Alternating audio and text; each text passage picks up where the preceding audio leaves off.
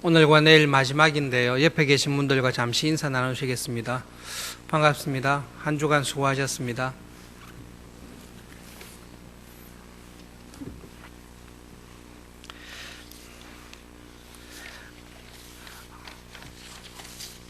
오늘 본문에 보시면 하나님의 열심을 우리들에게 보여주고 있습니다. 하나님의 나라를 이 땅에 만드시기 위해서 하나님께서 얼마나 끈질긴 열심을 가지고 있는지를 보여주고 있습니다. 세 번째로 하나님께서 다시 일을 시작하고 계십니다. 첫 번째 하나님의 나라를 이루기 위해서 부르셨던 사람은 아담과 하와입니다. 하나님을 배반하게 되는데요. 아담과 하와의 배반으로 인해 하나님의 마음에 배신당한 그 충격과 또 하나님 마음에 가지고 있었던 큰 실망감이 있었을 것입니다. 노아와 그의 자손들을 부르셨는데 노아와 그의 후손들 역시 하나님의 큰 구원의 은혜를 저버리고 세상의 나라를, 자기들의 세상을 건설하려고 했던 배신을 또 경험하셨습니다. 하나님께서 세 번째로 아브라함을 부르셔서 원래 창조에서 계획하셨던 하나님의 나라를 나는 반드시 이루어 가겠다라는 하나님의 끈질긴 열심을 우리들에게 보여주고 있습니다. 하나님의 본성이 어떠하신지를 보여주십니다. 하나님께서는 게으르거나 나태하신 분이 아니라 하나님께서는 그 본성상 어떤 열정과 열심을 가지시고 예수님께서 말씀하신 대로 지금도 일을 하시는 하나님께서 참 신이시라면, 참 하나님이시라면 그 참 하나님이신 하나님께서 계획하신 일을 반드시 이루어내시는, 본인이 계획한 일을 이루지 못하면 하나님이 아니시겠죠. 하나님께서는 본인이 계획하신 일을 반드시 이루어내시는 열심을 가지신 하나님이신 것을 보여주고 계십니다. 그러나 아브라함을 부르는 사건을 통해서 하나님의 열심보다 우리에게 크게 다가오는 것은 하나님의 사랑입니다. 사람들과의 관계 속에서도 어떤 계약을 맺고 약속을 했는데 그것을 배신하고 저버리는 사람을 용서하고 다시 그 사람을 붙들고 일을 하는 것은 결코 쉽지 않습니다. 두 번씩이나 하나님과 맺었던 언약을 저버리고 배신한 사람들에 대해 하나님께서는 끝까지 포기하지 아니하시고 하나님의 열심보다 더한 하나님의 사랑으로 자기의 형상대로 만든 사람들을 부르고 계십니다. 자존심도 없으시나 그런 생각도 들 수 있고, 하나님은 정의롭고 법대로 하는 것보다 자기의 형상대로 지은 사람들에 대한, 우리들에 대한 사랑이 하나님을 붙들고 있구나, 하나님의 본성은 참 사랑이구나 하는 것을 우리들에게 다시금 기억하게 해주십니다. 세 번째로 시작하기 위해서 부른 사람이 아브라함입니다. 새벽기도의, 특별 새벽기도의 주제가 하나님께 부름받은 사람입니다. 어떤 특징을 가지고 있었길래 아브라함은 하나님께 부름을 받게 되었을까? 그리고 아브라함은 어떤 점으로 인해서 하나님 나라의 일꾼으로 쓰임받게 되었을까 생각을 하게 됩니다. 그런데 우리가 예상하는 것과는 아브라함에게서 발견하는 모습은 좀 다릅니다. 우리가 하나님께 쓰임받는 사람이다라고 생각할 때 쉽게 생각하면 그 사람은 성경에 대해서 많은 지식이 있을 것이다 생각을 합니다. 정확하게 이야기 드리면 아브라함은 지금 우리가 알고 있는 것보다 하나님에 대해서 훨씬 모르고 있습니다. 우리는 하나님께서 삼위일체이신 하나님으로 계신다는 것을 예수님을 통해 분명히 알고 있습니다. 아브라함은 우리가 아는 것에 비교하면 초등학생, 우리가 대학생이나 작년의 수준으로 말씀을 알고 있다면 창세기 때 살았던 창세기와 출애굽기, 모세오경에 기록된 사람들이 하나님에 대한 지식은 우리가 가지고 있는 것에 비해 현저하게 부족한 점들이 많이 있습니다. 말씀은 잘 몰랐지만 기도를 많이 했을 것 아닌가. 아브라함에 관한 모세의 기록을 보면 기도를 많이 했다. 하루에 기도를 몇 시간씩 철야와 금식을 많이 했다. 그런 기록 거의 없습니다.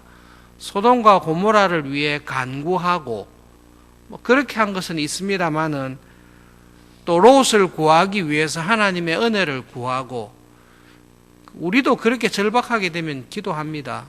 그렇기 때문에 아브라함이 특별히 많은 기도의 사람이었다. 그렇게 해도 기록하지는 않습니다. 성령님의 많은 은사를 받은 사람인가? 아브라함에게는 특별히 성령님의 은사가 있었다라고 성경은 기록하지 않습니다. 그러면 아브라함은 전도를 많이 하고 선교 사역을 많이 했는가? 아브라함이 전도하거나 선교했다는 기록은 별로 없고 하나님께서 많이 도와주셨을 때에 나를 도우신 분이 하나님입니다. 그 고백을 한 것은 우리가 기억하고 있습니다. 그러면 하나님께서 아브라함을 그렇게 귀하게 부르시고 믿음의 사람으로 하나님 나라의 일꾼의 모범으로 보여주셨는데 그러면 아브라함은 하나님께서 약속하신 축복을 많이 받았는가? 어떤 축복을 받았는가?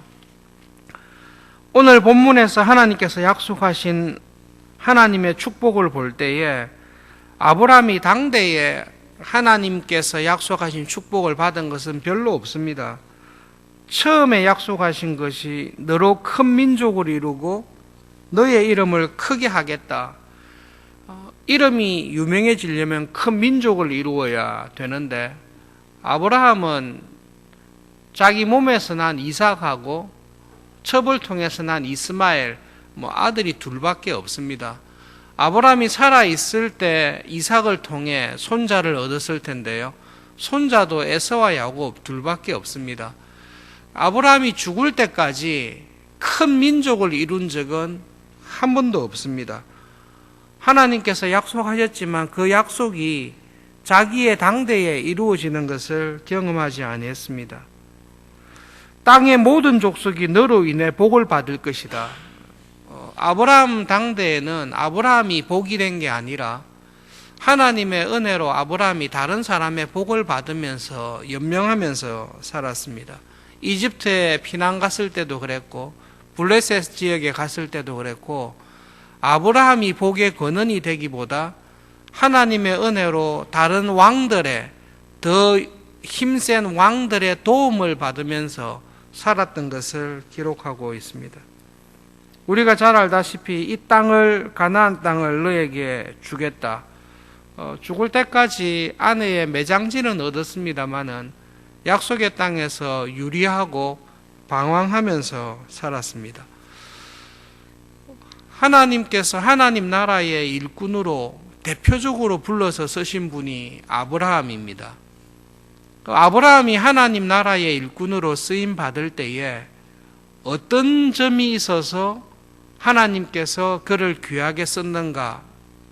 성경을 많이 아는 것도 아니고 기도를 유별나게 많이 했다는 기록도 없고 성령님의 은사와 재능이 많았다라는 것도 없고 하나님께서 약속하신 축복들을 풍성하게 누렸다는 것도 없고 하나님께서 약속하신 것을 오히려 자기의 당대에는 이루지 못했습니다.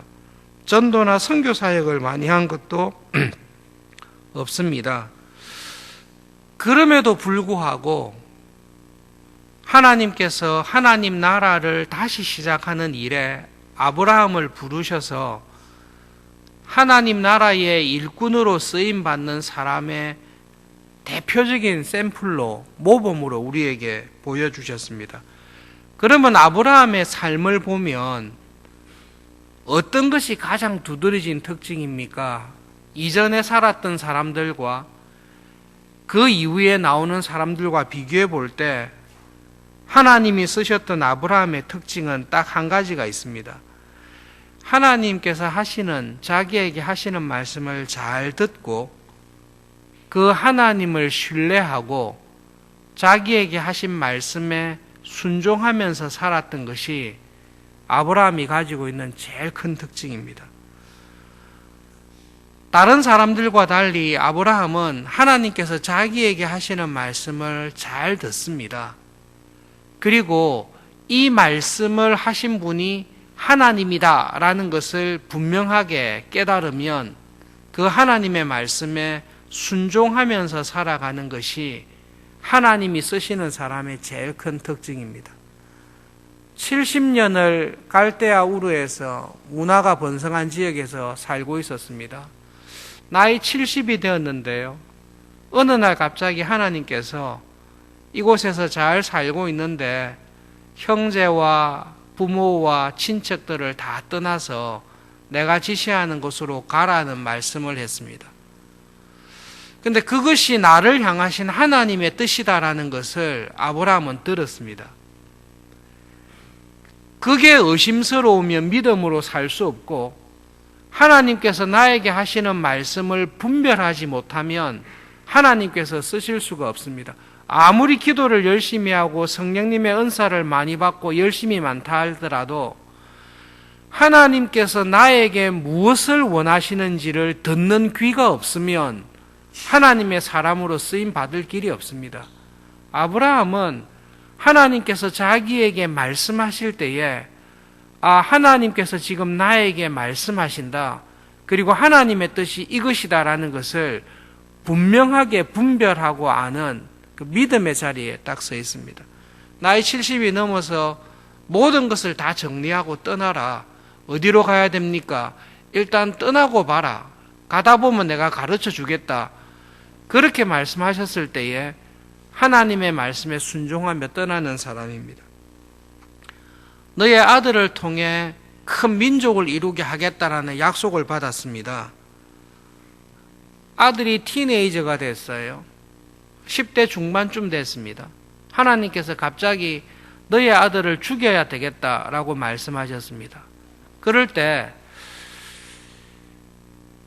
이게 하나님의 뜻인가? 하나님께서 전에 하신 말씀하고 오늘 하시는 말씀이 충돌이 되는데 지금 나에게 하시는 이 말씀이 하나님의 뜻인가를 헷갈리지 않습니다. 지금 나에게 이렇게 말씀하시는 분은 하나님이시고 내가 이해가 안 되지만 하나님께서는 나에게 지금 이것을 하라고 분명하게 말씀하신다. 하나님의 음성을 듣는 귀가 있는 사람입니다. 그리고 이것이 하나님의 뜻이다라는 것이 분명해지면 지체 없이 그 하나님께 순종하며 나가는 사람이 아브라함입니다. 하나님의 나라의 일꾼으로 부름받아서 하나님께 귀하게 쓰임받은 사람들은 여러분 조금 구별하면 그 비전의 사람, 자기의 비전이 있고 자기의 꿈이 있고 열정이 있는 사람이라기보다는 자기의 비전과 꿈과 열정보다는 나를 향하신 하나님의 비전과 나를 통해 일을 이루기 원하시는 하나님의 열심이 무엇인지를 먼저 잘 분별하는 사람이 하나님께서 항상 쓰시는 사람입니다. 그리고 나를 통해서 하나님께서 이 일을 하기 원하신다라는 것을 깨닫게 되었을 때에 두말하지 않고 순종하면서 살아가는 사람입니다. 그 믿음의 길을 걷는데 하나님께서 약속하신 것이 정작 내 삶에서는 이루어지지 않습니다. 지금 내 당대에서는 그런 일들이 이루어지지 않습니다.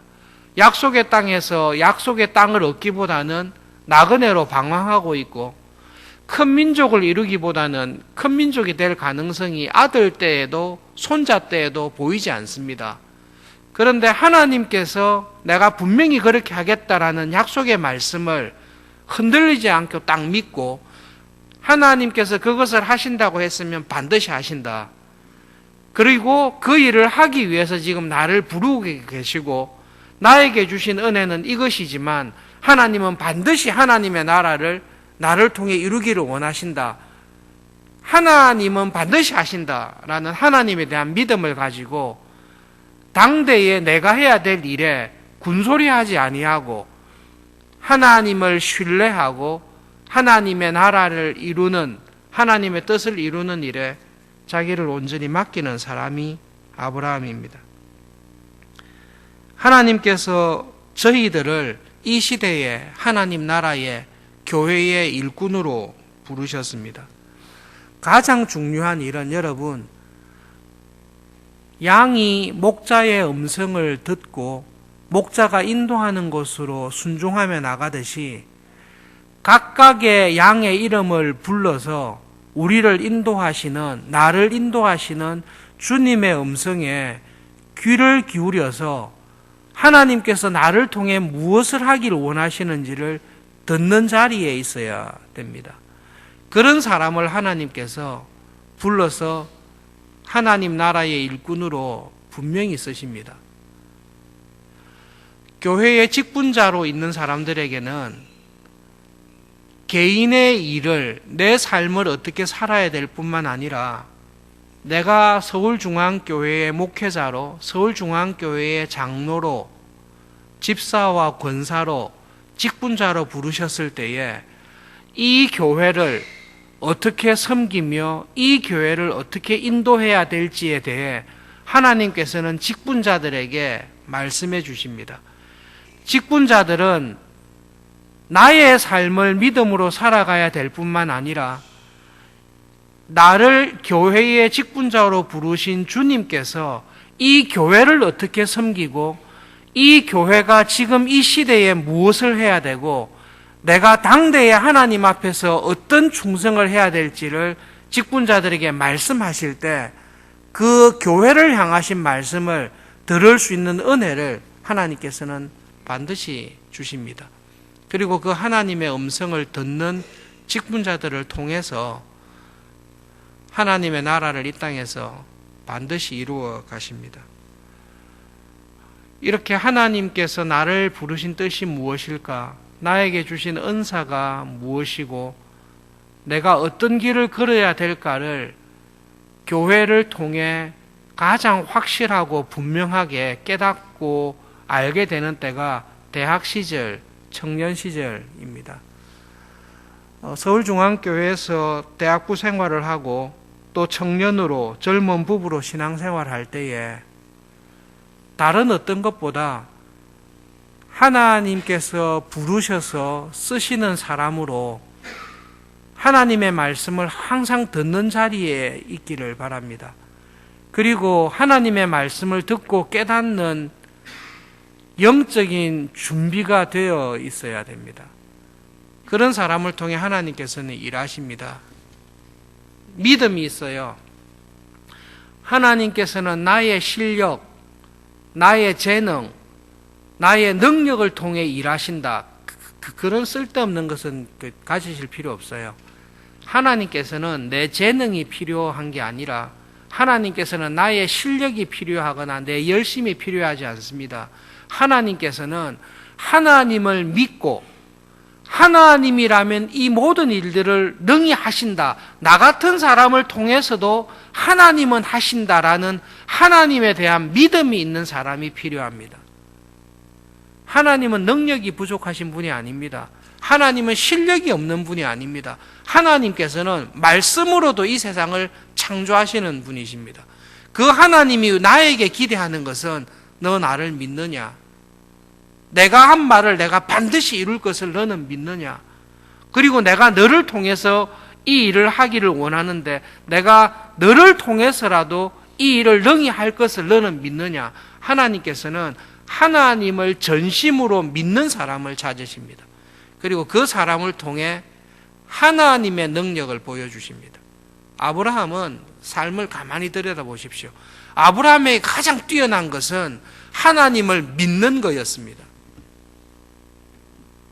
하나님께서 나를 통해 일을 하신다고 하면 100살이 된 때에도 분명히 월경이 끝났는데도 아이를 주실 것을 하나님은 가능합니다. 아브라함이 하는 것은 믿는 것밖에 없습니다.